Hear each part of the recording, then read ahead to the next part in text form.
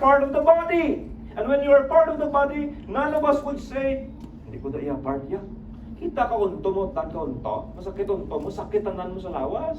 Tama. May kasakit di unto. Katulog ka wala. Mas maayo pag uro mga napaki itong tiil na Jojo kaysa masakitan ka unto mo. Kaya mo Jojo ka lakat pa yung subo mo. Nung dasma sa agapon. Pero sige lang. Pero kung nadasma, sasakitan na hindi. Hindi. Part of Ang it. tiilang, pero tanan nga lawas, gabatsyag. Ang simbahan, ano gani tawag sa aton? Lawas ni? Kristo. Ay, lawas ni Pastor, di lawas ni Kristo. We are the body of Christ. That is why we have to be part of it. Ang subong Christianity, dumanananggal. May nanggal is a creature. Ano nga na yung nanggal? Ang lawas, aride. Aswang. Aswang. ang piyak, ari sa piyak. Okay lang kamo doon, yasis. Ay galupad man ko din. Separated. We don't know each other. We have no connection at all. We just say hi, hello. There's no human interaction. That's why the Bible encourages us as believers to meet together, because regardless of circumstance, we could be happy today, but tomorrow we may not. Subong lipay-lipay ta pagkabwas. Subuan ka naman. We need interaction because none of us here is strong enough as a Christian. May arti nga bakod-bakod gisaya ang Kristohanon niya nga way gisaya ka iguan sa tentasyon.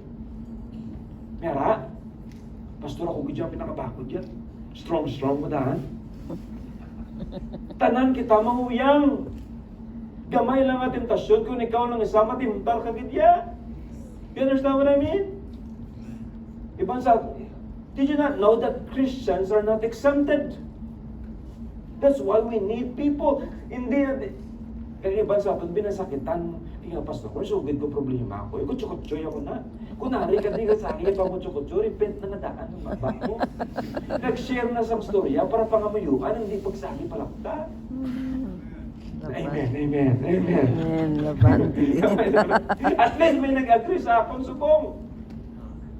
But that doesn't cancel human interaction. If you got hurt by people in other churches, it doesn't cancel that you still open your heart to the people of God. Do you understand what I mean? Kaya nasakitan ko ito sa daan namin na simbahan. Di na ko di mag-open-open. Biskit kasi po. Basin-basin na lang ko di. Utod ko sa Ginoo, bugtaw. Kung part ka sa lawas ni Kristo, upod ka gidya. Utod ko. Pulo ka tupad mo, upod ta di. Upod ta di ah. Upod ta. Kita mo na? Kagkanami, bala na. Listen. Kung ang simbahan, if the church would know one another, we would really grow in our character. Because now you will see kung sino ang babaan, sinong palaway, sino ang mga kautang, sino ang mga... You now see, and you learn to love more. Because you think the Amen. people in church here is perfect. God forbid. One question lingers last week. Pastor, kung may sala ng tao nga mo, hindi tanan ni pagpaserbon. Hindi! Kabal ko, simple lang man ang bal ko mo. Kung mabalaan sa tanan ang sala taman, wala biskan isa sa aton makaserve din. You understand what I mean? Amen. That is why grasyas ang Ginoo ginhatag sa aton nga makaserve kita gyapon sa iya.